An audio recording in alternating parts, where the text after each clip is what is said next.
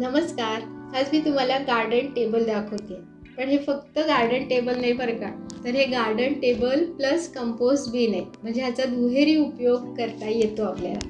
तर मी तुम्हाला दाखवते की हा वरचा टेबल टॉप आहे आणि खाली जो टेराकोटाचा बेस तुम्हाला दिसतोय तर त्याचा वापर मी कंपोस्ट बिन म्हणून करते. तर आपल्याकडे माठ असतो की नाही जुना, तो थोडासा गळायला लागल्यावर आपण फेकून देतो. तर तुम्ही टेराकोटाचा असा बेस नसेल तर त्याच्याऐवजी तो माठाचा वापर करू शकता. तर बघा, हा टेराकोटाचा पॉट माझ्याकडे आहे. यामध्ये मी मागच्या 4-5 महिन्यापासून ओला कचरा जमा करून ठेवला होता. तर मी तुम्हाला खाली करून दाखवते. हे कंपोस्ट तयार झालेलं आहे. तर बघा, हे कंपोस्ट अशा प्रकारे तयार झालेलं आहे. हे फक्त घरच्या ओल्या कचऱ्यापासून केलेलं आहे आणि याची खालची लेअर आणखीन छान झालेली आहे बघा. फक्त यामध्ये ना जर का प्लास्टिक चुकून पडलं असेल तर त्याचं विघटन होत नाही. म्हणजे किती डेंजर आहे बघा प्लास्टिक. तुम्ही बघा, मागच्या 5 महिन्यापासून हे जसंच्या तसं आहे. तर हे झालं कंपोस्ट तयार करायची पद्धत. आपण म्हणजे पाहिलं आपण कसं होतं. आता मी तुम्हाला दाखवते ॲक्च्युअल प्रोसेस कशी असते.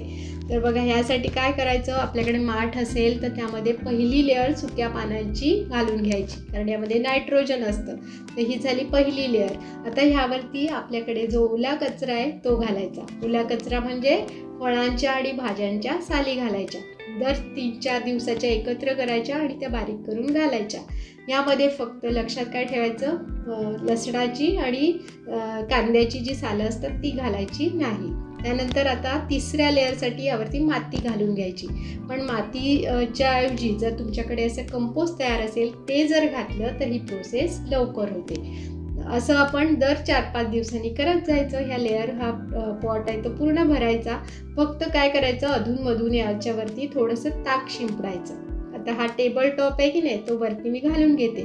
फक्त यावरती एखादी प्लेट वगैरे ठेवायची, म्हणजे पाली किंवा झुरळ यांचा त्रास आपल्याला होत नाही. या टेबल टॉपवर हे जे डिझाईन केलेलं दिसते ते कसं करायचं किंवा कसं केलं हे पाहायचं असेल तर वरचा जो ट्रायंगल दिसतो की नाही बाजूला, तिथे क्लिक करा, म्हणजे तो व्हिडिओ तुम्हाला पाहता येईल. आता हे झालं गार्डन टेबल प्लस कंपोस्ट बी. ते कसं वाटलं ते नक्की सांगा. म्हणजे पटकन व्हिडिओला एक लाईक करा. आणि दुसरं म्हणजे आता हे प्लांट तुम्हाला दिसतंय, तर हे प्लांट आहे कोकेडामा. म्हणजे हे कोकेडामा काय आहे, तर कोकेडामा एक जॅपनीज आर्ट आहे. हे अजून पूर्ण झालेलं नाही, तर त्यानुसार हे मी तयार करते. अजून 3-4 प्लांट अशी तयार झाली. मला सक्सेस मिळाला की मी तो व्हिडिओ नक्की शेअर करेन. पण त्याआधी ह्या व्हिडिओला नक्की एक लाईक करा, शेअर करा आणि चॅनलला सबस्क्राईब करा. आपण भेटूया पुढील व्हिडिओत. तोपर्यंत नमस्कार.